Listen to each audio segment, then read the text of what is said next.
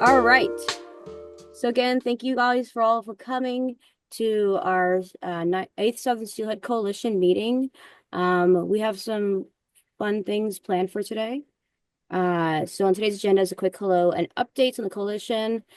And then we'll have our speaker, Mo Gomez from South Coast Habitat Restoration, talk about restoring steelhead trout in Santa Barbara and Ventura region. And then there'll be a question period for about 10 minutes for Mo. And then after that, we'll have a coalition partner prioritize projects updates, restoration. And then if you guys have, let's be the start of our general discussion. So if there's any restoration projects that the coalition members have considered and may want partnership with or help with or funding for.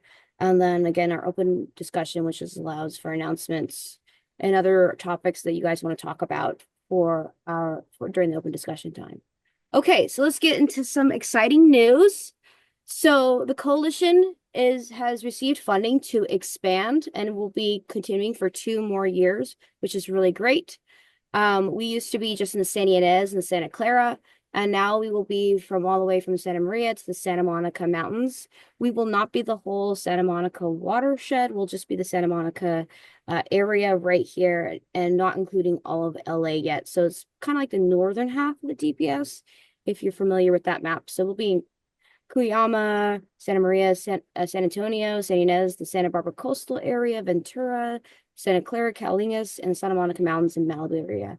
So it's really great that this is expanding. When I first did this meeting all the way back in September 2023, the first question I got when I presented the coalition's new region was, why isn't it larger? And that was a little intimidating for me the first time because I was like, these 2 areas seem pretty huge as it is. So, just learning how to talk to people from Santa Ynez and invite all these new members. Thank you guys for coming. I really appreciate it.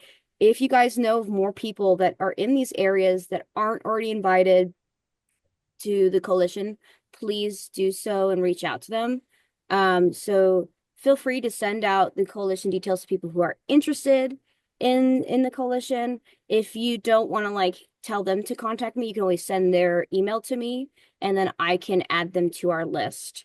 We can do it anyways. If they want to talk to me about the coalition before coming to the meetings, that's fine. But if you know of people in these areas that would love to be a part of the coalition, please let them know that it's here. Unfortunately, I don't know everyone and I can't contact everyone or know all the possibilities of people out there. So if you know anybody who'd like to that'd be a great help to me. Another thing is outreach events. So if you know of any outreach events in these areas that you think would be great for the coalition to attend, because I also try to represent you guys. If you guys have any flyers you want me to have at my booth, I always have flyers of other organizations out. So this is what a typical booth looks like. This was at the Heart of the West powwow.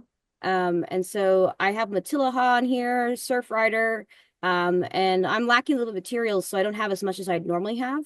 But right here on this table, I reserve on this side of the table where the steelhead drawing is, I have it's all for our partners. So if you guys want to, you could also do collaborative outreach events together where I bring the table, I bring the stands, I bring the chairs, I bring the tablecloth, the awning, the easy up, and you come and you just give 4 hours of your time and you table with me. We can do that too. I'll provide everything and you can put out your own flyers together and we can kind of tag team the outreach together if you're interested in doing that. Let me know, email me, because I'd be happy to provide everything and then you just come and sit in the chair that we have for you. And we could talk steelhead with a bunch of different people and do outreach to the public. Okay, does anyone have any questions before we move on to this? Do you want us to mention the events now or later? No, later. Okay. Yeah. Well, we'll have time for that. And then Okay. if you, yeah, sorry, Candace. No, I'm just asking. Yeah. So, and if you have yeah, please, and then even if you don't have any events now, you can always email me, and you can reach out to me if you want to do any tabling together. We're basically I show up with everything, and you just come and sit and we chat with to the public about steelhead together. Okay. So let's move on. So the coalition is expanding. Again, anybody who wants to join these meetings, forward to them. This is not an exclusive club. feel free to have them join us when they want to. And finally, we have this survey. I looked at it again this morning and I saw a lot of different interesting things that we can do moving forward. I will put out a new survey when we have our next meeting, which will be in July. So I'll send out a meeting after this of July. And there'll be a whole new a meeting survey so you guys can help direct how this coalition is moving forward. I do look at the responses and I want to make this meeting and the continuation of this meeting good for everybody. So it's not just another thing you have to sit through for an hour and a half. It actually goes the way you want to and has discussions about things you want to discuss. And I saw people wanting to do like subcommittees about maybe water rights or ESA, and we could talk more about that, or I can brainstorm more implementations for ways we can do that moving forward because the coalition is going to get a lot bigger.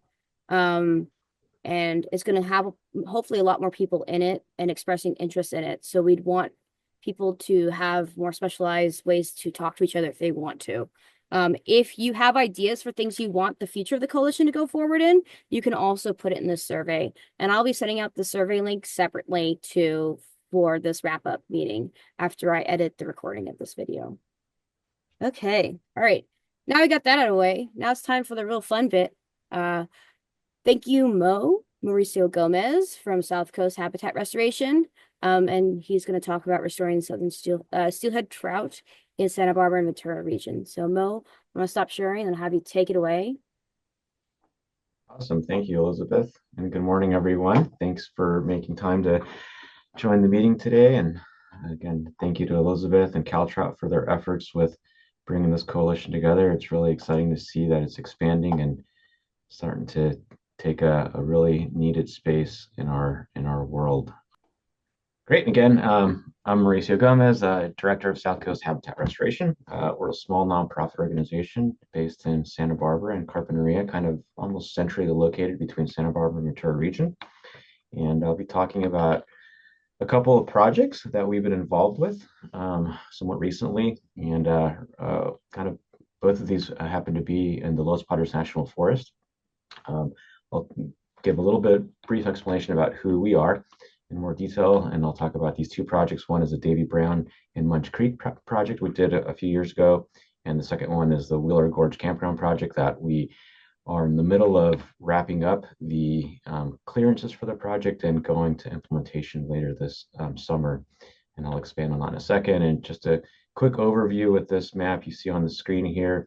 That's the location of where those two examples of projects are, as they're pointed out with the arrows. And then the little pin drops that I added on this map are just showing where else we've done projects in the region in Santa Barbara and Ventura County. With the red pin drops are barriers that have been removed or modified and allowing for fish passage, and the white pin drops are those that we have kind of in the planning stages to do work on in the future. As a quick overview. So a little bit about us. Again, we're a nonprofit organization that we work to protect and conserve and restore the native biodiversity of the Santa Barbara Ventura region. How do we do this? We go out and perform habitat assessments. Here I've got a photo of Jason White, who's also on the call here with us, who loves to get out in the field, and you can see that big smile on his face there. We were doing some really great surveys on the Gaviota Coast a few years ago, and had a really fun time exploring and collecting some really cool data. We do a lot of landowner outreach and identification. We apply for and manage grants from some of our different partners, both state, federal, and foundation partners. We coordinate various consultants, everything from land use consultants to engineers to the whole gamut of the consulting world that we end up working with. We also obtain permits for projects. We hire and oversee those contractors to get projects done. And then we monitor the permit conditions when those projects are being implemented. We also do community outreach and education. So diving into the first project here, this is the Davy Brown and Munch Creek project. So this is kind of a quick overview. The project goal was to increase access to about a little over 3 miles of habitat for the endangered steelhead trout in the Santa Maria River watershed by removing 3 barriers to migration and building 2 vehicular bridges along the Davy Brown and Munch Creeks. The projects were completed in 2021 and 2022. It was on U.S. Forest Service land. There was quite a bit of funders for this project, including National Fish and Wildlife Foundation, CDFW, the Coastal Conservancy, County of Santa Barbara, CREF, that's since changed its name, but it's basically oil mitigation funding, the California Fish Passage Forum, as well as CalTrout. The project costs were about $4 million, and there was a lot of engineers and a lot of partners that we worked with on the project. And it was a really cool project that I'm going to give a very high level overview of the work that we did. First, to where exactly it is. So here on the map, you're seeing kind of the location of that. Again, Santa Maria River watershed. If you go up that, about a little over 30 miles is where the project site is located. If you look on the lower right-hand corner photo, or image, I should say, you can get a little bit of a zoom in of where these are. So up in the top right portion of the photo, this is Manzana Creek, and that's where the Davy Brown lower site was. It's kind of adjacent to the Manzana Trailhead, as well as the Naira campground, if you all are familiar with that area. Davy Brown Creek is a tributary to Manzana Creek, and along that, you'll find the upper Davy Brown site that we worked on, as well as the Munch Creek barrier on another tributary. I've since updated this map with a couple extra bits of information. I used to just show the fire scar for the 2008 Zaka fire that got very close to burning this area. And part of the presentation that I used to give was that this area did not burn and therefore was really good habitat where fish were holding and having some really good habitat. Last year, as some of you may know, in 2024, we had the lake fire, and the lake fire burned the majority of the Davy Brown watershed. This outline is not exact. I drew this in last night, kind of a quick and dirty drawing, but it's an approximate area of the location of where the lake fire burned, and there was some significant impacts to the watershed, as well as subsequent rain events that have impacted the sediment into the creek out in that area. So pretty interesting that that occurred, and we are still seeing fish out in that area, which is pretty cool to see. So as part of the work, we work with a lot of engineers. Just a couple representative images from the plan sets that were put together by Waterways Consulting. They're a firm we've worked with a lot. They're based out of Santa Cruz. Here we're showing kind of the plan view and the profile views of the barriers coming out. As I mentioned earlier, two of those barriers were coming out. We're going to be replaced with clear span bridges. You can see here in this upper right-hand corner, the profile for the new bridge.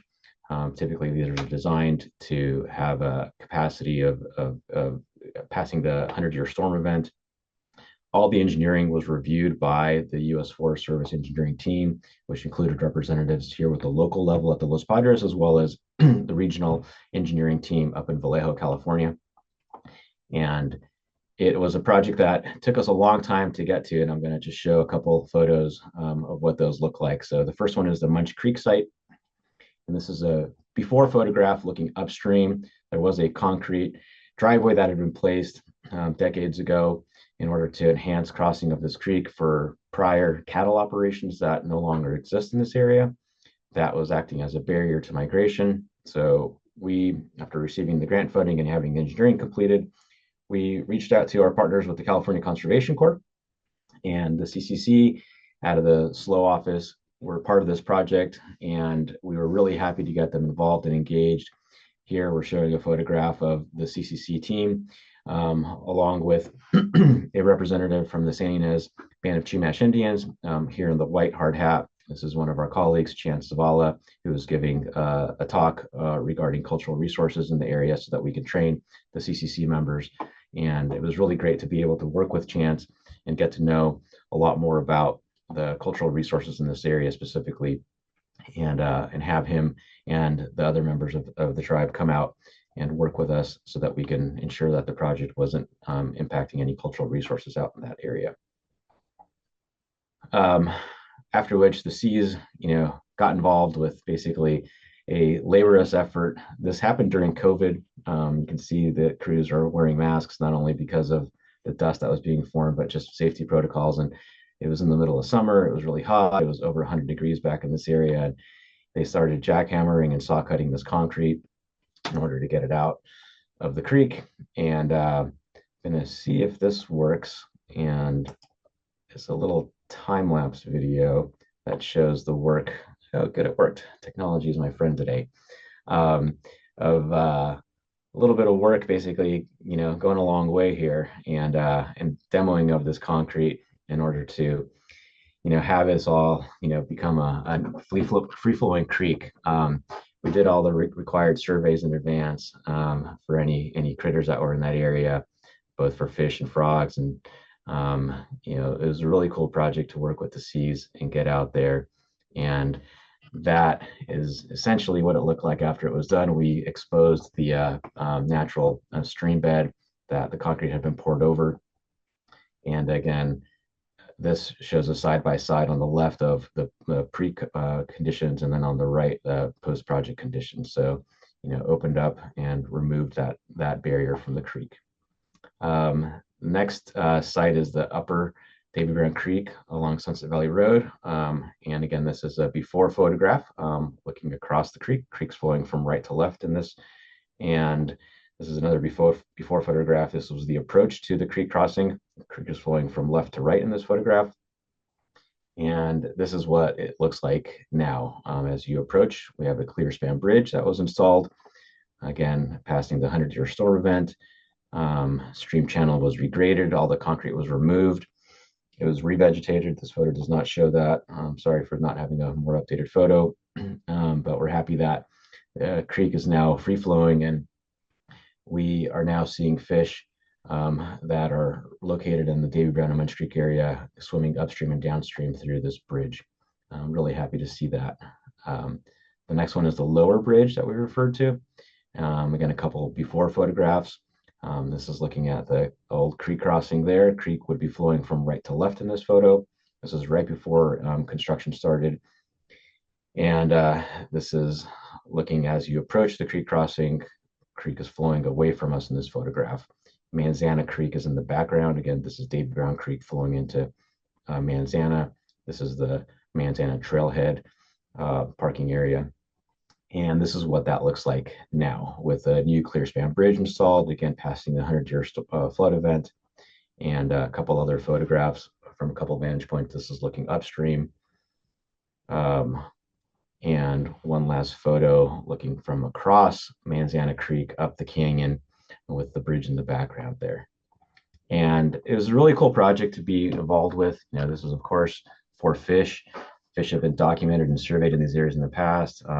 Back in 2005, Matt Stecker did some survey work back that way. This is an old photograph that he took there. And this is over in the Munch Creek area. Let's see if this tech works. We were doing some of the night surveys for the project, and this is about a 10-inch fish.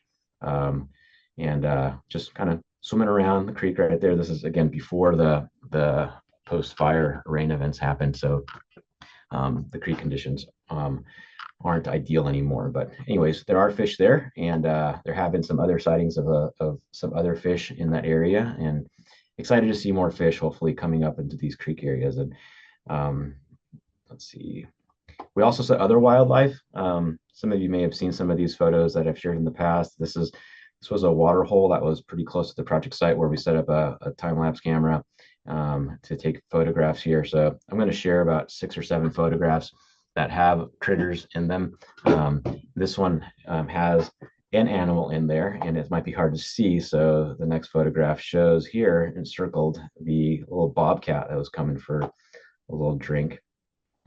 Next photograph, this one doesn't require a circle in it. This is a nice bear that was visiting this area. We had a mountain lion come through here.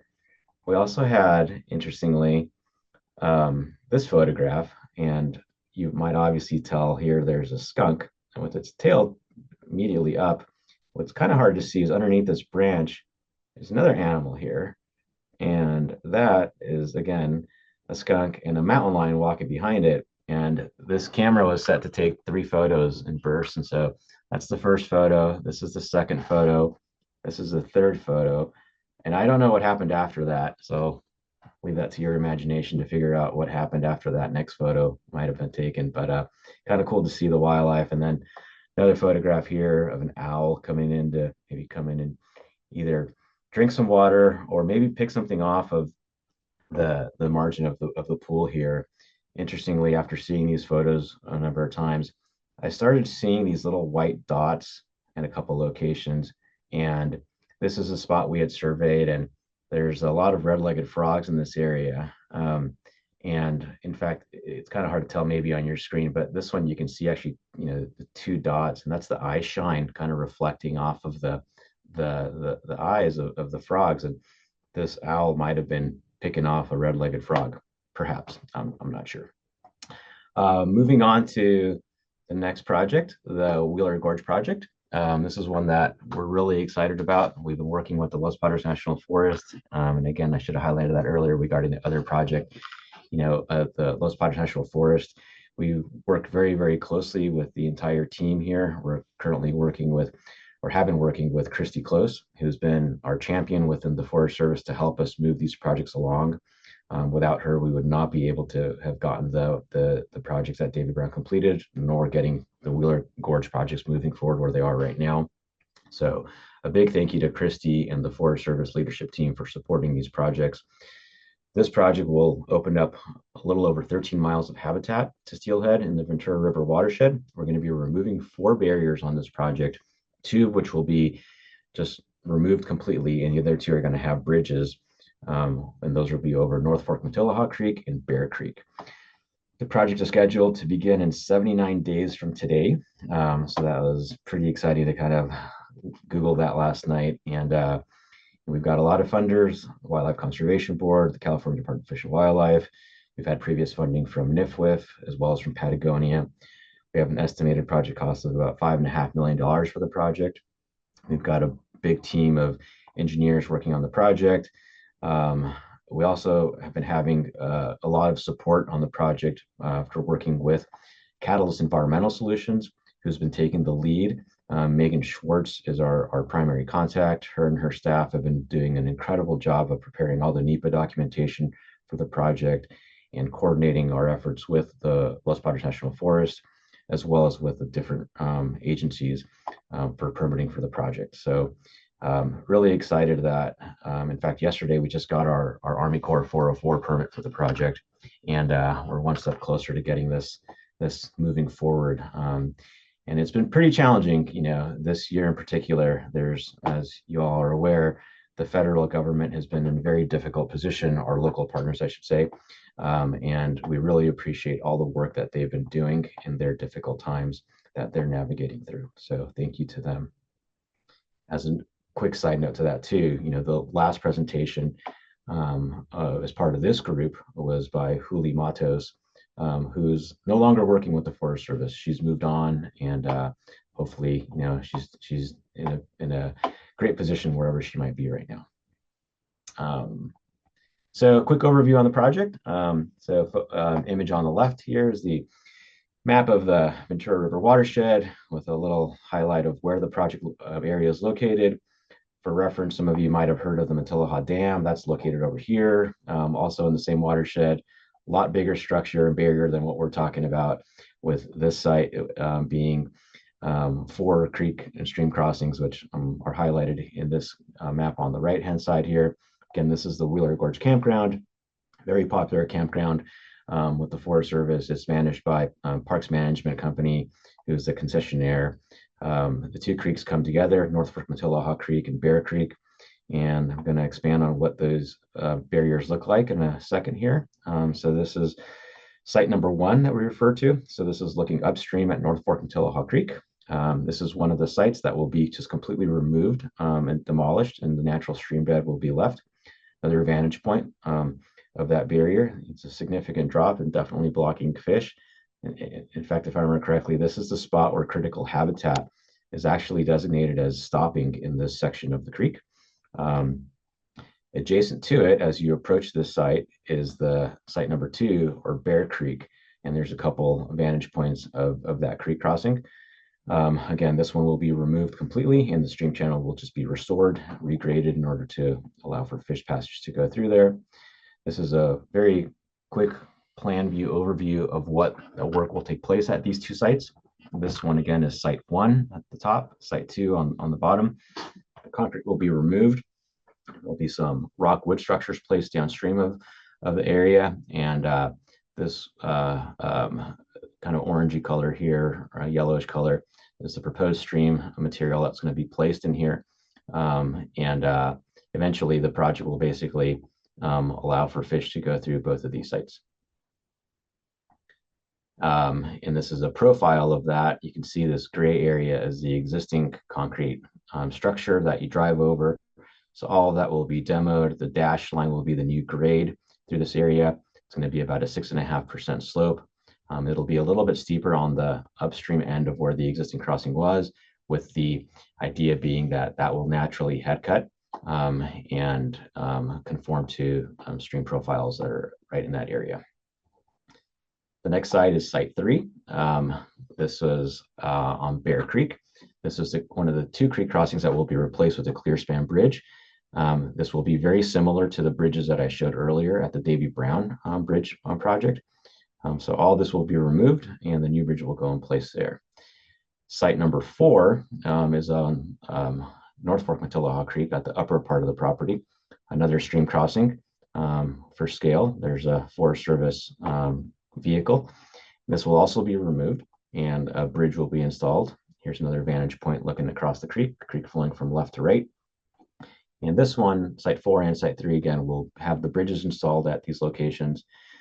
Here's a quick overview of Site 4 of what that would look like. And the concrete being at this location right here, new bridge, clear span, concrete abutments with the steel girder bridge will be installed, and stream channel will be restored. A couple of in-stream features will be added in, and a couple of pools as part of that project as well. And if everything goes well with the project, again, we're starting August 1st. We should have the project complete by sometime in the middle of December. With all the accompanying work, there's going to be some minor impacts to one of the adjacent, a couple of the adjacent campsites as part of the project. So after work in the creek channel is complete, there will be a little bit of work outside of the creek channel where there's going to be a little bit of tidying up on a couple of the campsites. And here's a profile view of the new bridge that's going to go in here. Again, the blue line showing the 100-year water surface elevations, new approaches for the bridge to be meeting that capacity. And on the bottom right, there's the profile with showing the elevations of the existing concrete crossing that's going to be demolished and the location of the new bridge in relation to that. And with that, kind of a last photo here is a thank you. And this was in, actually, Mark mentioned this earlier, this is in Marie Ignacio Creek, but it's one of the photos I had handy of an adult steelhead from a few years back. It's about a 24-incher here.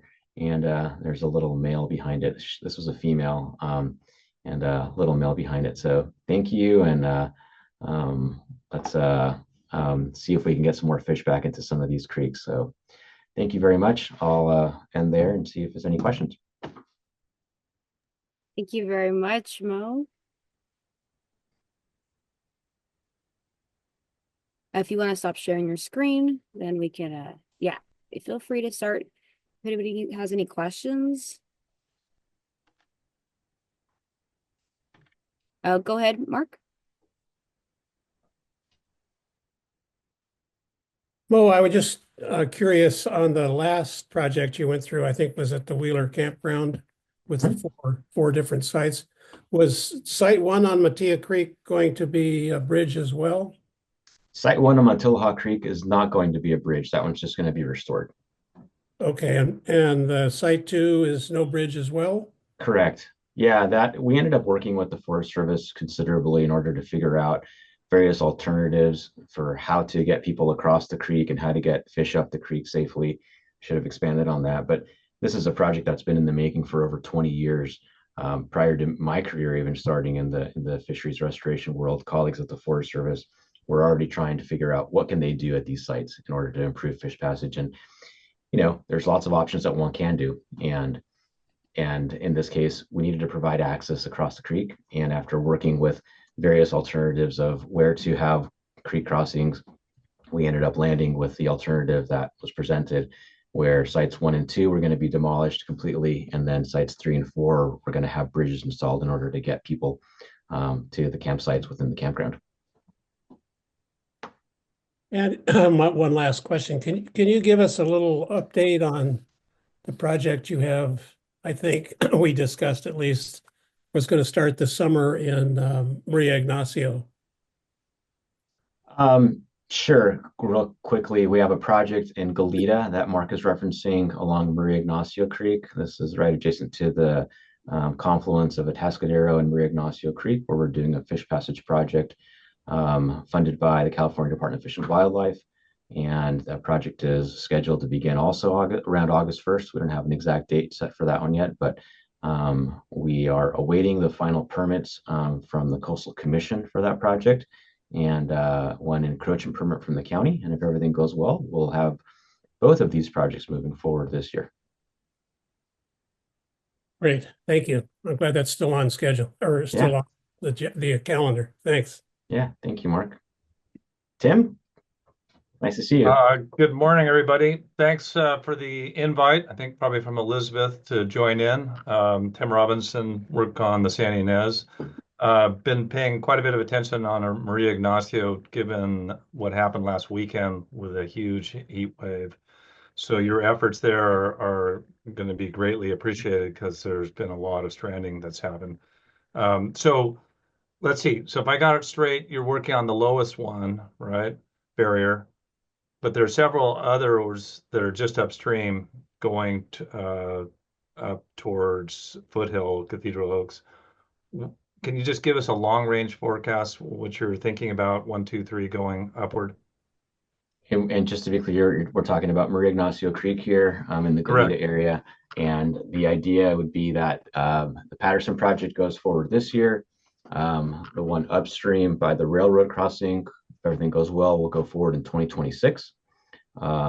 There's one at Hollister that we have grant applications out for right now. If everything goes well and those get awarded, that would probably go forward in 2027. And the other barriers are to be determined since we haven't started applying for funding for those. And let's see, so beyond, let's see, Hollister and 101, there's 3 grade control structures before you get the Cathedral Oaks. I assume those 3 would probably be dealt with all at one time, and then comes Cathedral Oaks, or haven't quite thought that through yet. We don't have designs for the other barriers. We have designs for the Cathedral Oaks site, but we have not worked with any engineering team to develop designs for the other grade control structures. We've had initial conversations with CDFW and the California Conservation Corps, as well as with County Flood Control District, but nothing's been set in stone. Yeah, part of the reason I mentioned it, just for everybody's sake and follow up on what Mark had to say earlier, Maria Ignacio has quite a few fish in it and continues to hold fish. Unfortunately, there were fish that were caught below the lowest one of those 3 grade control that we observed last weekend. And by Monday, that habitat had dried out. So we lost, 5, 6 fish in there. And then the next one up, between the bottom one and the next one up, had about 15 fish in it. Now is disconnected with poor water quality. And I'm hoping that this afternoon we will be helping CDFW move those fish out of there and move them up above Cathedral Oaks. So it's your work is really needed, and things happen really fast. So when people such as Mark or anybody else make observations, you really got to roll on it quickly, because I thought for sure that would hold up over this heat spell over the weekend. But from Friday to Monday, it didn't. Went from a completely flowing stream to a dry channel bottom in a short order. So again, congrats for moving forward on that. We're looking forward to a successful conclusion on that. Thanks, Tim. Yeah, I'm happy to talk to you and Mark offline later on about more of the Maria Ignacio stuff and you can check in about that stuff. Tim, if I might ask a question, that the one you're talking, the rescue you're talking about that could happen today or tomorrow, is that below where the railroad barrier is, or is that above? Above. And is it up near University Avenue or further? No, if you were to go, Mark, down from Cathedral Oaks, Uh-huh. right, there's the big plunge pool there. Oh, down the one right below Cathedral Oaks? Yeah, that's holding up fine. Going Yeah. downstream from that, about 100 yards, there's a series of 3 concrete grade control structures. Is that behind Foothill School you're talking about? Yes, correct. Okay. Okay. And each one of those poses a level of fish passage barrier, not complete, but pretty close. And Okay. 2 of them had trapped fish in them. And unfortunately, we didn't get to the one, and we lost fish there. And I'm just hoping that the ones that are in that middle one are still surviving. Well, Yeah. I'll, Yeah, I'll let you know later today. I was up above Cathedral Oaks yesterday just looking at the flow, and I noticed the flow has dropped back some. I don't know what, but it's certainly not what it was 2 weeks ago. So Yeah, it's just remarkable. It's flowing pretty good down through that section, but yeah. just that level of heat for 1 or 2 days, and that's it. That's all it took. Well, Elizabeth, you have a question? I know my fly fishing club and our Steelhead committee focus is to try to work on Mission Creek and Maria Ignacio, I think, locally here to try to get them functional. And Maria Ignacio has a lot of fish in it. It seems like it when there's an opportunity. So If Yep, I absolutely. can move this towards our open discussion end, just so we can have more times for question with Mo. Sorry, this is a very good conversation. But just to keep it so that Mo can finish up his question answer time. I did have a question for you. So Mo, this is a really, really complicated project with many multiple sites. What was your biggest challenge in wrangling all these sites together under one project? Or I mean, I know it hasn't started yet, but what is something that you're like that you had to figure out going forward to get approval to move these projects forward? So when we were approached by the Forest Service many years ago, it was always with the intent of dealing with all 4 of these and not just doing one or 2 of them or one stream versus the other. It was always we're doing them all, you know. So when they asked us to start helping out, that's what we started doing, coming with the approach that the goal would be to remove all 4 of these barriers. And so as we started approaching grant funders, that was what we were putting into the grant applications, that this was uh, package that would, improve habitat condition or habitat accessibility, through the removal of all 4 of the barriers at once. Internally, I guess, with the details of it, it was just trying to figure out what to be done at each of the sites. We could have put 2 additional bridges at these lower 2 sites, that the lower North Fork and the lower Bear Bridge or Bear Crossing, but that would have doubled the cost of this project. And in that case, that would have just been a convenience factor for people to drive across on a bridge. And sure, bridges are nice, but bridges are really expensive, and when we're talking about limited resources, I feel like we came up with really the best alternative in order to have the public still benefit from the use of the campground and have an opportunity to receive, apply for grant funding and receive grant funding for these projects in a way that was attainable. Clark? Yeah, that's great to see beautiful photos. So a follow-up to that question about public land access and removing crossings, vehicle crossings. That's for Forest Service land, private road? What's the Yeah, and it's Forest Service land, correct? and so was there any kind of public outreach related to that, or were you just able to make the case that that they're limited access for vehicles anyway? Like, I'm just curious about that. Taking, vehicle access away is interesting. So, I mean, we've modified vehicle access. We haven't really removed vehicle access. The vehicle access is still there. There's an existing bridge downstream. I didn't show the full circulation map that we have for the campground. So access is still there. We're just modifying that access. As far as the public process goes, we did go through the public process of working, when NEPA was being scoped out. So there were public comment opportunities at that time, in order to engage and solicit any feedback from the public. Albeit it wasn't very engaging. And it was, it was mainly a Forest Service engineering, biology kind of exercise. Right. Seems like all of your interested stakeholders are on your team. So I think that's a good thing to have, right? Thinking. Does anybody else have another question for Mo? Okay, Well, it if looks not, like not. I was going to just say thank you to everybody for giving me the opportunity to share. And if everything goes well, maybe we can come back next year and give an update on what things look like after construction, and or maybe try to figure out a way to coordinate perhaps a site visit to the I would project love site, that. and we can figure out how that might work out. So last year we did around this time a Southern Steelhead Coalition project field trip, and I was looking at this and I was like, that'd be so nice to go to up there. So yeah, if you ever want to do that, Mo, reach out. Really looking forward to updates on that. And I actually have one more question for you. Out of all the sites that you have, which one do you think is going to take the most work or is the most challenging? You had a lot of different sites that had different bridge structures. Which one do you think is going to take, I guess the word finesse as I'm using, maybe, um, From within the Wheeler Gorge project, yeah. um, I think the one I'm looking most forward to is the removal of that large barrier on North Fork of Tullahaw Creek. That thing's been there for decades. It's been a safety hazard.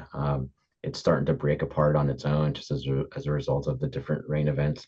And I think that one there's so much large rock in that system and bedrock that I'm really looking forward to the engineer and the contractor working together to finesse that final product and make it look like a creek. And look forward to seeing that. So I think I'll leave it at that. Thank you very much. And sorry to cut off Tim Robinson and Mike Rockwell, your guys' conversation. Feel free to have that in the open discussion. I just want to make sure there's enough time for people to get in their questions during this time. Okay, so next we're going to keep moving forward on the agenda. And I have to do that again. All right. Thanks again, Mo. Great talk. Happy to have you here. Okay, so next is everybody's favorite time. The updates for prioritized restoration projects. So you can talk about which words needed, any updates that that you have for the project and how the progress is going. So right now we'll talk about Rose Valley and Harvey diversion. Russell is not here right now because he's on a call for the Harvey diversion. He has currently no updates from Cal Trout about these two projects, and he'll give them in July, he informed me with. But he is on a meeting right now talking about Harvey diversion. Okay, next we have, is there anybody from the city of Ventura to talk about Santa Clara River Estuary? Hi, Elizabeth. This is Sarah Mulder. Sarah. I don't really have any updates. For anyone that's unfamiliar with the city's reduction in discharge from our wastewater treatment plant, I'd refer you to our Ventura Water Pure Program website. And we have a library of reports on there, as well as the Santa Clara River Estuary Studies webpage. But we're still on track to reduce our discharge to the estuary to the first phase by the end of 2025. All right. Thank you And very we much. probably won't have updates before the end of 2025 on that. So maybe we could bump me off the list until later this year. Okay. I will do my best for that. It's just something that CDFW needs. But if you just say no updates, that's fine. And I can even get an email from you to say no updates. So I'll just ask you beforehand. So Okay. put that in the mental calendar. Put up on the mental calendar list. I can follow up with you by email. Yeah. Thanks. Okay. And from the Wishatoyo, any updates on Fern Freeman and the Santa Clara River Watershed Monitoring Project? Morning, everybody. Hope everybody's doing well. Yeah, we wrapped up a series of evidentiary hearings in the United Water Conservation District case concerning the Vern Freeman diversion and ongoing Endangered Species Act violations at that facility.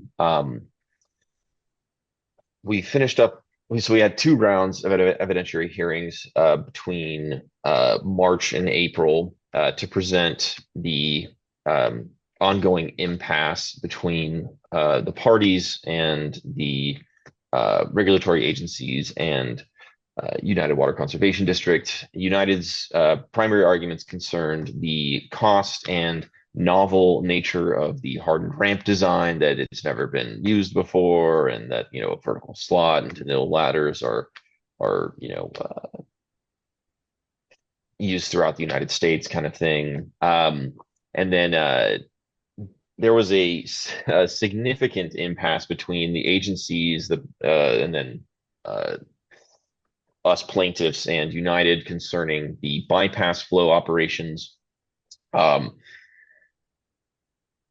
CDFW had used LiDAR data from a number of years ago on the critical riffle, the lower reaches of the Santa Clara River and the critical ripples that exist in that reach, to assess the amount of flow needed to provide a migration corridor for steelhead in the lower Santa Clara River. So typically that's a 0.7 foot depth, a 10-foot channel.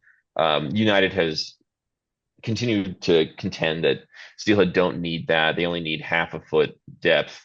So they say that steelhead can swim with a significant amount of their body out of the water. And United conducted its own flawed critical riffle analysis and presented those results in that evidentiary hearing. There's kind of a back and forth between the parties concerning that. And then United had presented its more in-depth analysis of its agent-based adult steelhead migration model that they used for the MSHCP. A lot of concerns were discussed about that agent-based model. There were a lot of assumptions, considering there are assumptions that steelhead could hold in the lower Santa Clara River for multiple weeks in between storm events, that there was just magical habitat that existed in the lower Santa Clara River in between rain events, that the sample size for the model was 100 steelhead. Don't know when that last happened, that 100 adult steelhead made it up at least even the lower part of the Santa Clara River. They also didn't include variables like predation on adult steelhead. Anyways, a lot of issues there. We just filed our closing briefs from that evidentiary hearing on Monday. If anybody wants those, I can send them around. I sent them to Russell at CalTrek because he was interested, but I can send off to Elizabeth and other folks in the coalition. Other updates for United. United submitted a petition to delist critical habitat for southern steelhead in the reaches of the Santa Clara River upstream of Sespe Creek confluence to the confluence of Piru Creek, suggesting that steelhead do not need to migrate through that corridor, and that should not be a critical habitat or listed critical habitat for the species anymore. That petition was submitted, or at least received, by NMFS on March 21st. So the 90-day deadline for NMFS to respond would be June. If NMFS does respond positively to that, I think that's a moment for a significant mobilization from this group, if possible. I don't know if they will respond positively to United's petition. United's application to expand its diversion capacity at the Vern Freeman diversion was denied by the State Water Resources Board. I have mixed feelings about that. I think that somewhat complicates things, but we'll see where that goes. United also lost its Fifth Amendment takings case against NMFS since we last spoke. And then not so great news, but some of NMFS staff who have long worked on this project were pressured to take early retirement by the Trump administration. So Anthony Spina and Lisa Van Atta are no longer with NOAA Fisheries, which really sucks because they were champions and really important allies for us in this case, including a lot of amicus briefs and testimony to the court. Yeah, so that's kind of the update. We won't really know what the judge decides until he makes a ruling, considering the briefs. I don't know how much of the case is actually going to change. He might just set some deadlines for United to resubmit its ITP applications to, or the multiple species habitat conservation plan application to NOAA Fisheries, NIMS, and we'll probably set a deadline for them to submit the same for CDFW because United doesn't believe that the California Endangered Species Act applies to them so far. So those are the updates on the United case. Mark, sounds like you got a question. Yeah, I just wanted to ask you when you were talking about adult incoming fish into the lower Santa Clara that they were claiming that they could just hold down in the pool water down below until another storm happens, whenever that occurs. That could be weeks and maybe at times even months. And I'm just wondering if the people you're arguing with over this really understand the life history of winter steelhead and the difference between winter steelhead and summer steelhead, and the fact that winter steelhead, when they come into the system, they are sexually ready to spawn, basically, and they need to get upriver into the higher elevations where they're spawning fry that come out of the spawn can actually survive. What I know from watching fish down here in Maria Ignacio this summer, or this spring, I should say, those fish, if they're stuck in a pool, they're going to spawn wherever they are. Real Yeah. quick, I think this is a really good conversation that I was going to suggest that we have as the opening topic for open discussion with Tevin, because Tevin asked for some things of like help and some other sort of Well, think yeah, so I think yeah. Mark did ask a relevant question about Okay. the case. So thank you, Mark. You nailed it. I would say to the first part of your question, no. Their fisheries expert that they're using to develop the agent-based adult steelhead migration model in the HCP is a professor at the University of Idaho. His entire CV includes fisheries projects in the Columbia, Snake, and Willamette rivers. So he does not have a good understanding of fisheries or anadromous fish in Southern California, or really winter run steelhead in this region. So good question, Mark. And the unfortunate answer to your question is no. Candace. When do we anticipate an answer on the briefs that have been submitted now from the recent hearings? There isn't a court deadline. It's going to be, up to Judge Carter. I think the unfortunate reality is the federal government has failed to expand the amount of district court judges in California. This was an issue a number of years ago, and nothing happened. And Judge Carter has a docket of something like 300 plus cases. So there could be a significant delay in him getting back to us. Considering he set aside, almost 2 weeks for us to have in-person evidentiary hearings, he seems to be pretty interested in this case and getting some things resolved. So maybe that could speak to maybe some speed on his part or his clerk's part. But it could be a couple months. But the problem is that, the deadline schedule for United to resubmit HCP applications needs to happen ASAP. And are they pushing the vertical slots in the multiple species habitat conservation plan, or are they putting both in? Great question. I'm sorry I didn't address that. The MSHCP, as far as I know, so the one that they submitted in April of last year that got denied in September included the hardened ramp design. And that's the court ordered design is the hardened ramp. And that is something that was brought up in the evidentiary hearings. That's the cost is now ballooned to something like 300 million is what United is estimating. And United did testify that it has been increasingly difficult for them to find funding for this, and they will likely need to get an appropriations bill in Congress for this funding, which could prove to be difficult. But United has floated to the court that they would be interested in doing just a modified Denil fish ladder.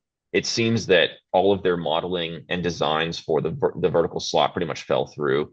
Their numerical models never really worked out. They never really got to the diversion capacity they wanted to get to with the vertical slot, and the vertical slot would never meet attraction flow criteria for steelhead. So I think that they have pretty much abandoned the millions of dollars that they've spent on designing the vertical slot. So they are pushing now for a modified Denil fish ladder, which is the existing facility, or finding funding for the hardened ramp. But all of the ACP drafts that I am aware of, and even internally at United, include the hardened ramp. And did you provide updates on the Santa Clara River watershed monitoring program? Oh, yeah, sorry about that. Yeah. Yeah, so watershed monitoring program is going well. We just recently hired some more paid interns for the program. Just have been focusing this spring has been a focus on arroyo toad surveys and some bird surveys in the area. We're picking up some more water quality data as well. So this week we're going out to the Valencia Water Reclamation Plant to get some water quality and flow data up there. Last night I did a arroyo toad survey in Middle Sespe. I did see at least 50 young of the year rainbow trout up there, and a couple of +1 individual rainbows. Unfortunately, no toads. It's been exceptionally difficult to pin down. In the series of surveys this spring, I've only found 10 individual arroyo toads in the watershed, which is quite concerning. And I have not observed a single adult singing. So not great. Outside of that, this summer and fall, we're going to prioritize monitoring Santa Paula Creek to kind of buff up some baseline data and see what we can do for trout omicus monitoring up in Santa Paula Creek for the forthcoming Harvey diversion restoration project. Thank you. Yeah. Okay. And then let's just wrap up the rest of this prioritized partner updates, and then we can get to the great discussions that are happening during this. I don't mean to cut them off. It's just we get through all this, and then we can just you guys can just go for it, and I don't have to finish doing this because this is an item that I have to report on. Anybody from the Friends of Santa Clara River would like to give an update on SCHR Creek? Candace, or that would be so we have revised our plans with NHC. We had a meeting with CDFW's engineering folks. We have agreed on how we will be revising our plans. They're going out for bid probably next week. The project will also be going through the restoration management permitting program, which kicked off in January, which is helpful as we were having a lineage issue with regards to using another permitting pathway. So we obviously this redesign has kind of delayed implementation a bit. So we probably only going to go in for construction in August, but which is about a month later than we had hoped for. But yeah, we're pushing for implementation this summer, and so hopefully I'll have some good news at the next meeting. Some more good news. great. It's still I know that project's faced a lot, so it's great to hear progress is still being made forward. Okay. And next, anybody from the Santa Clara River Conservancy want to talk about the SSB Cienega Restoration and Public Access Project?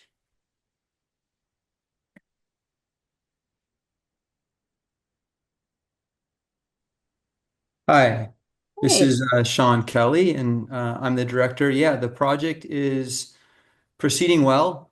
We have public access trails that have been installed. It's not clear as to when they'll be open to the public. We're working with CDFW on some roadblocks to getting the bathroom location finalized, but we recently did some significant hydrological modifications at the site. We have ongoing extensive weed work occurring as well as native plant installation. We've made some great connections with the local community. We're having a lot of youth groups come out to the site and participate in hands-on restoration activities. We also, under that banner, have Ventura High School interns that are working out there regularly. So yeah, the project's going along well. And we look forward to, people in this group coming out to visit at some point in the near future. Yeah, I'd love to. It was a great place to visit on our field trip. Had a great time. Beautiful place. Okay, we're almost done. I feel like a rude teacher telling you guys you can't talk to each other in class. Sorry about that. Okay, anybody from the UC Santa Barbara River Lab to talk about the watershed wide window management, groundwater dependent ecosystem hydrology study? Anybody from there?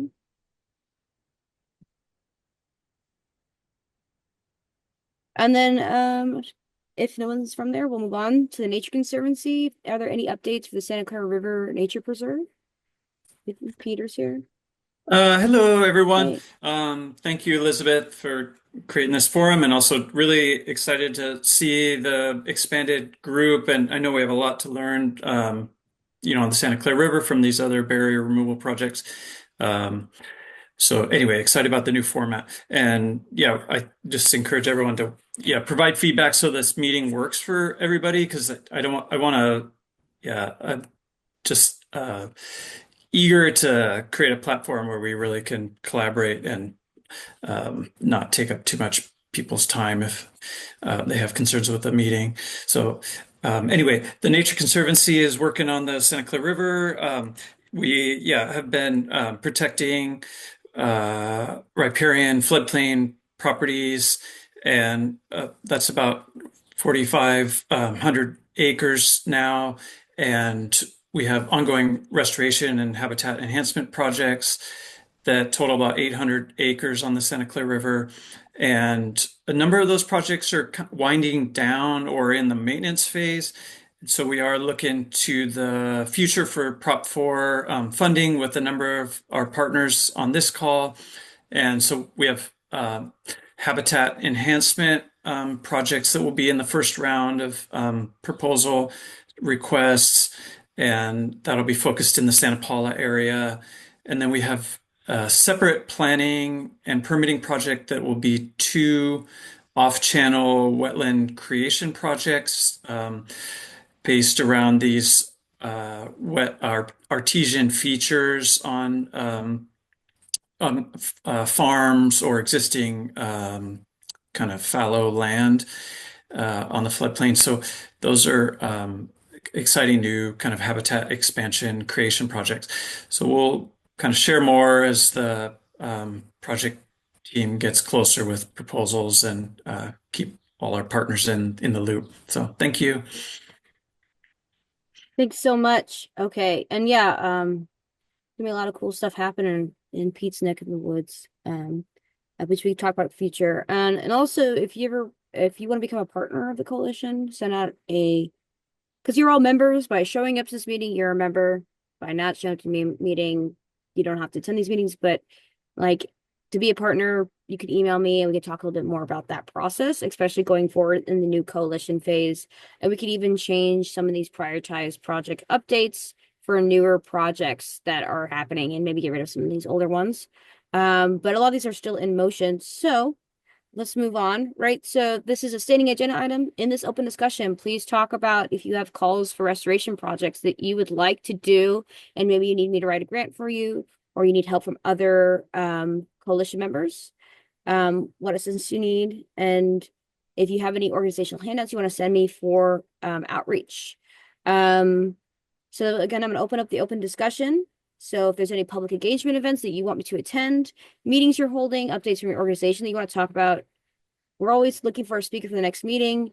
And if there's something you want to be spoken about in the next meeting, let me know. And again, like Peter said, please fill out the survey. I'll be sending it to you again. And you talk about anything, what you want to see the future of this coalition look like, what you'd want to. I want this time to be fruitful for you. I can't guarantee every meeting will be exactly geared towards you, but it will at least go in the direction you'd like to see it. And I'm going to do one more thing before we open up open discussion. One more second. Thank you very much. The coalition has a website. On our website, I actually have a whole calendar and it's very empty right now. So please send me any events that your organization is putting on or you would like people to go on there. People can actually subscribe to this coalition calendar. I keep it updated regularly about all the events I attend. I also put them up here so people can look at them if they're like big Steelhead Coalition fans. If you want to, I have volunteer opportunities from multiple organizations that I try to keep updated here. If you want me to add your volunteer organization opportunities here, I will add them and there'll be an ongoing link. Just email me, but I try to keep this updated, especially if you have an ongoing one that keeps going on for the multiple years. I try to keep it on there. And that's my last spiel. Yeah, I'll let Clark Stevens open it up. Go ahead, Clark. Hi, yeah, two topics of open questions here. One is, you know, the Zaka fire, lake fire were mentioned in the presentation, and you know, Topanga Creek down here is basically spackled bank to bank now with debris flow after the fire. And I'm curious if anyone in the group has done any significant post-fire restoration in the year or years following an event in a critical habitat.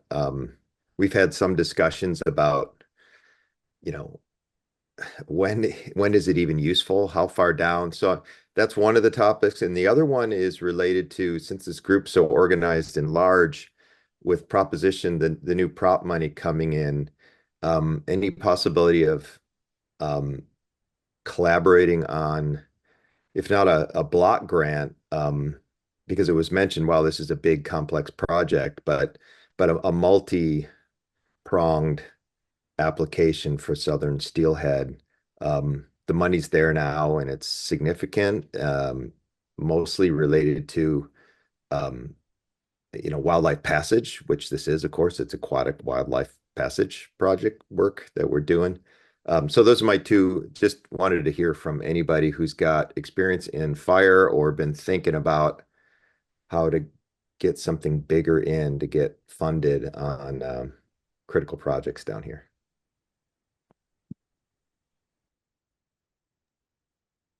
And the floor is open for anybody who's been dealing with that. Maybe I'll jump in a little bit. So Tim Robinson here. In the San Ynez watershed, we've dealt with fire a lot in many different ways and many different sides of the watershed. So I'm happy to talk to you offline. It's kind of a big subject matter on things that we've dealt with, things that we've seen, and things that we haven't done to kind of help the fishery out in one of those catastrophic events. Also dealt a little bit with the Arroyo Hondo issue there and did participate in the Topanga fish rescue. So I have quite a bit of experience on that. Steve, if you want to chat with me offline on that. Yeah, and I'm happy to, one of the services I provide is writing grants for organizations. So please contact me. Clark Stevens, I think he referred to as Steve, so I'm not sure if it's Steve or Clark. Please. Clark, hi everyone. Okay. Yeah. So please. I have 3 first names and last names. Oh actually. my goodness. I'm one of those people. A lot of variety to go by, you know. Pick Clark, I was going to just suggest, have you talked with Kyle Evans at CDFW about that project directly? You know, I'm sure Rosie's been out for a while. She would often be here and maybe more coordinated. Mine was, you know, I'm sort of upper level resource design, so looking strategically at all kinds of resource issues and opportunities. So I'm sure she's been in, you know, people who are involved with the fish rescue. Thank you, by the way. You know, well, the reason I brought it up is because I know that, and Tim was probably involved in this as well, but they did an evaluation as to when they would be able to put the steelhead back in the creek that they had rescued. They have information on a lot of that. Is my first point. They do, although I'll just be straight up and say that, you know, we're kind of looking from the local stream up. Is there anything not necessarily according to a larger CDFW plan or protocol that anyone's done grassroots to help accelerate that repatriation process for fish? I know this doesn't happen often. I know the fires do, but that's what it was. So it's great. I will definitely follow up offline here and get some info together because the public, we're hearing a lot from our stakeholders like, well, are we going to fix the creek? You guys do restoration and we're trying to explain that, well, next rainy season we might have to do it again. It's relative to the condition of the landscape and recovery with sedimentation. So I was really looking for, if out there an actual like study, we probably should do this, right, of post-fire conditions and when and if and where active post-fire restoration to prepare the stream sooner than it would otherwise happen naturally, right, in the cycle was ever done. Yeah, Clark, when a couple of years back, Ethan Bell and I wrote up a proposal, and it was pretty much doing a GIS analysis of like where is there good riparian habitat and how does it, and when a fire goes through and how quickly do these respond.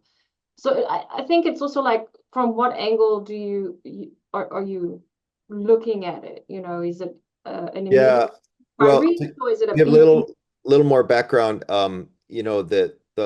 The watershed burn line, the drain line of the burned area is almost exactly where the upper reach, we have an in-stream barrier. Some years you can get past it, but we've got a natural rock fall that depending how things move around, you can get past. So, the thought some had were, well, at some point, could you start working from upstream point down to create refugia? Our best natural refugia with inputs is, 3/4 of the way down, basically through the burn. But I don't know. I just, again, anybody who's like helped accelerate the process or thought about doing that, and feel free, by the way, if anyone, researchers, just the people who know much more than I do as kind of a design coordinator, say, don't bother. That's a reasonable response too. Steve, another suggestion. I have the opportunity to give a small presentation. I think it's next week to a group called Wildfire Resilience Funders. I don't know anything about them. They contacted me out of the blue about this very issue, these issues. Yeah. And so we're meeting up at Arroyo Hondo next week, I think it is, yeah. Do you know where they're based? What's their region or working? Let's see. I don't. I really don't know anything about them. Yeah. The contact person has a 503 phone number. So I don't know, but I'm happy to talk to you afterwards. There's going to That'd be great. a bunch of people there that are going to be talking about this very subject matter. And I will pass on my knowledge and I'll hear and learn from what they have to say. So Yeah, I think you could probably look them up online. Yeah, I'm wildfire resilience. What was the last? Funders. Funders. Their webpage is climateresiliencepfund.org. Okay, that's great. Yeah, it sounds like the same kind of contacts we've been getting, although not anyone with a funder behind the name. But I will say also, we can accept tax exempt donations at the RCD. We get a small amount every year. I thought when we put the word out, because we didn't have any funding to do this rescue work, that people would say, hey, people lost their homes. Who cares about fish? We were blown away how quickly and how much funding came in for that purpose. So there's a real interest out there to try and help in the general public, I think. So yeah. Tim, Tim, I'd love to follow up with you on that after you meet with those with that group as well. I was just looking at their website, and their advisory board is made up of 3 big foundations: MacArthur Foundation, Doris Duke Charitable Foundation, as well as the Lemelson Foundation. These are all big, heavy hitting foundations that have a lot of support behind them. So do a Yeah, good job, Tim.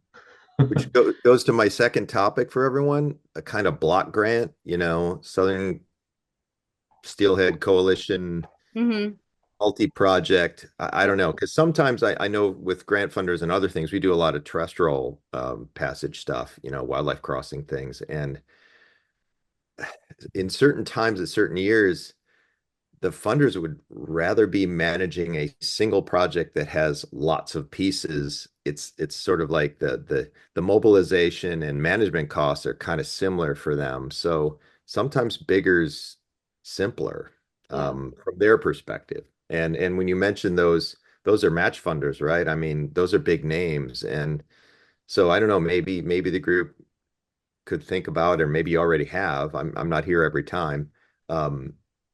Some kind of coordinated multi-watershed, multi-project approach, kind of like we're doing down here with Ringe, right? We've got the upstream barriers package. Everyone thinks about the dam, and Caltrout's big player in that, so they know about this. But there's 9 barriers. I think one got Yeah. removed.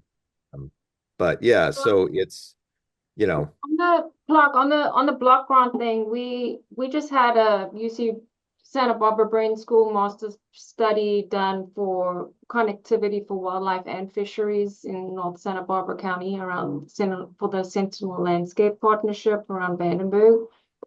And one of the information gaps that came out was that they really didn't have all the data sets that they needed to do a proper analysis for steelhead to help prioritize interventions on a more localized level.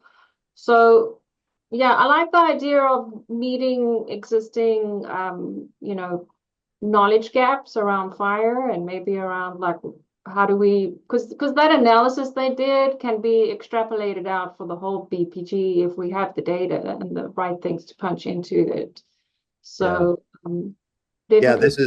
that sounds interesting. Anything broad, it may be at the study space. They're always, all these funders like to do implementation, right? They like to see the kind of photos that we saw Mm-hmm. today, where it's like before and after, and wow, everyone can see it, make it real. But it might be that is the first broad Southern steelhead deal. And this is where I'm definitely getting outside of my lane. And Rosie would probably be saying, well, we already did that, or this or that. But I just, I'm going to ask the not the layperson, but the crossover question from the science to implementation. And so, yeah, if that's the big project, is to, and I would put in a vote. One thing it's not above my pay grade, is I think it's really important that we stay together with that Southern genetics and not get mixed up, because I know we don't all think exactly alike even in this group, but yeah, I mean, again, from the outside strategically, there's a big north-south divide that we gotta really take care of our own here, because it gets very, as you all know, gets really confused when you start talking about north and south and steelhead together in one thing. Yeah, I agree. So what I can do, Clark, I think this could be, I mentioned at the beginning of the meeting that there's a subcommittee, and I could, for the next iteration of the coalition, email all these people on this list to see if they'd like to do a separate meeting about this topic. And I can include you and Rosie on it. I think that might be really helpful, because I don't see this as a thing we could do Yeah, every it's a meeting. project. It's like it sounds like a Yeah. subcommittee. Yeah, that would, and we'd be happy to participate and figure out how to go next. But this summer, the times now, places like WCB, you can get stuff in and figured out by August, even July. I think that's going to be good timing. They say they're going to roll it out and it'll be even, and you're not going to be too late, but it doesn't hurt to be first. Yes, I'm gonna let Candace go on. Um, so we only have a couple minutes left. I'm so sorry. This is why I'm a stickler about questions during presentations. I apologize, but this is why. It's because people have a lot to say. So Clark, I will follow up with you about that. Candace, go. So 2 Fridays ago, Coastal Ranches Conservancy and state parks have reached an agreement about how to proceed around in-stream flows on Gaviota Creek and estuary enhancement at Gaviota State Park. We have a consent decree, and ultimately there will be an interim plan where state parks will be monitoring their diversions from Las Cruces Creek, which is a tributary on Gaviota Creek. Currently, water is being diverted to support the campground and some staff housing, and so we have some protected monitoring and recording in place for public trust resources and not to adversely impact southern steelhead habitat. A second prong to that is that there will be a new environmental review for how water is diverted from the creek, considering that the species has now been listed since the prior mitigated negative declaration from the 90s. The other thing is that Gaviota Creek estuary was historically 12 acres, and we have just agreed that we will enhance the estuary by at least 3 acres and another acre of riparian habitat along Gaviota Creek. All of this is going to be on a time-specific timeline where state parks will be convening a technical advisory group. That group will be coming up with concepts that will go out to the public, and will be supporting fundraising and advocacy around that, basically to have implementation around design happening before the end of this year. So after what feels like 30 years of no progress on Gaviota Creek estuary, we've been successful, and there will be some forward motion there. So that's my big update there. And then this past week, EDC, Coastal Ranches Conservancy, and the Nature Conservancy has had some meetings with the Santa Barbara County Board of Supervisors. And essentially, there is an appetite for us to do a well permitting ordinance in the county that will support public trust resources and in-stream flow. This will be all wells moving forward. And then naturally, like if and when wells do fail, they will have to go through environmental review.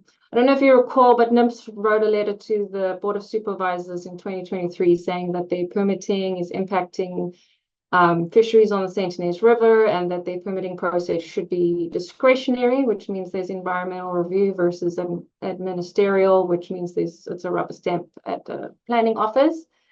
And so I think the tide has turned with regards to Sigma conversations and public trust resources and groundwater dependent ecosystems. And I got to say, you know, like this, we chatted about this a little bit at the Safe Santa Barbara Steelhead event, and the discussions came, and we went and we followed up, and there's going to be new staff at the county, and we'll be working with them over the summer, but Supervisor Lee said he's willing to move it, and there's interest and support from other supervisors, so that's really positive. That said,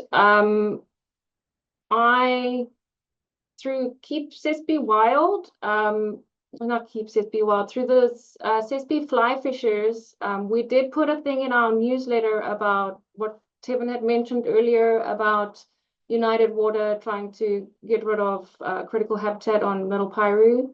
I can share that information with this group. I think it's important for all of us to have our voices heard before June. Yeah. 90 days goes out. Please send that to me, and then I can send it out. I'll also share the settlement agreement for Gaviota and with the state parks, for folks who are interested. And I think the other big news is that, you know, Sentinel Landscape Partnership, we put the application in April, and I think Christy and Bill they are on the call. And we're reconvening in May, and some of the programs that the partnership's going to be moving forward is around steelhead recovery in Santa Barbara County and wildlife connectivity. And there's an opportunity with the undercrossing on Gaviota Pass to incorporate some culverts which are beneficial to terrestrial wildlife, but also can incorporate fish passage requirements. And that's on Georgie Culvert and the Las Cruces Culvert. And we want to meet in June. So there might be some folks on this call that might want to be part of that discussion about how we get multi-species benefits with regards to complementary components to that big Gaviota Pass wildlife. Yeah, I would follow up on that, Candace. I just got back from the conference in Denver on ecology and transportation, and the story on the street is that at WCB in particular, there is going to be a favorable look at multi-benefit, like and honestly, riparian zones is crossing. I also spoke to someone. Getting mule deer under bridges is tough. They don't like tunnels, so someone was talking about how they see a lot on their traps. They'll actually see deer wading, through openings. They'll actually use the creek as the passage zone for line of sight and things, preferring it to actual cover. So anyway, yeah, I think that it's a good time for riparian and even the engineers are trying to figure out how to tunnel, and let water and wildlife through, because it's a problem. You're basically limited to like a 13 by 15 max box culvert under major freeways, because otherwise you have to cut and cover, and you can't do that. So riparian, there's a lot of shifting interest on that. Kind of the bridge thing is what it is. Everyone, that's starting to be a thing, but the multi-benefit passage stuff's really, they're looking for it, the funders. Well, I think it also opens up federal funding when you have fish and wildlife in one project through T program funding through the federal government, and that's why it's also attractive. And really, that's really what SB 857 was getting at too, that you have to incorporate the fisheries into transportation projects. Okay, so I have to wrap this up because we went 5 minutes over. I don't think I can take any more time. Nate posted a link in chat about the petition in support of strong creek buffers in the city of Santa Barbara. It's in the chat. I'll also send that out. Tevin, I owe you open discussion time to talk about many things. We can also do a subcommittee meeting if you want about United or other cases. I think it's just a quick couple of points, right? I mean, it's just we need to pay attention to when United submits their HCP application, when the agencies open up that application for review and comment period, and for the coalition to mobilize on that. That's really the important part, and that could take months. So not dire right now. Okay. Well, email me. We talked about this before, so email me. We can do something about that. SSC Fly Fishers are holding a film festival October 4th. There will be tabling. Send me information about that, Candace. It has been wonderful with you guys. I don't want this meeting to be 2 hours. I just think that's too long. So email me. Nate, do you have anything to say real quick? See you. Yeah, so we have a petition that we put together along with 16 other organizations here in Santa Barbara. The city's putting together a creek buffer ordinance to try and protect the remaining riparian corridors that we have in the city. We're the only municipality in the area that don't have a creek buffer ordinance in place. So if you can, please sign the petition that's listed here in the chat. And I think Elizabeth said that she's going to send it out as well. Hoping to have some strong support for creek buffers in the city. So it'd be awesome if you could sign it.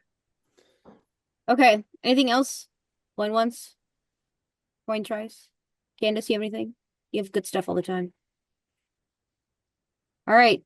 Have a wonderful rest of your week, guys. Hope the weekend's cool. Enjoy yourself. And let me know if you see any steelhead.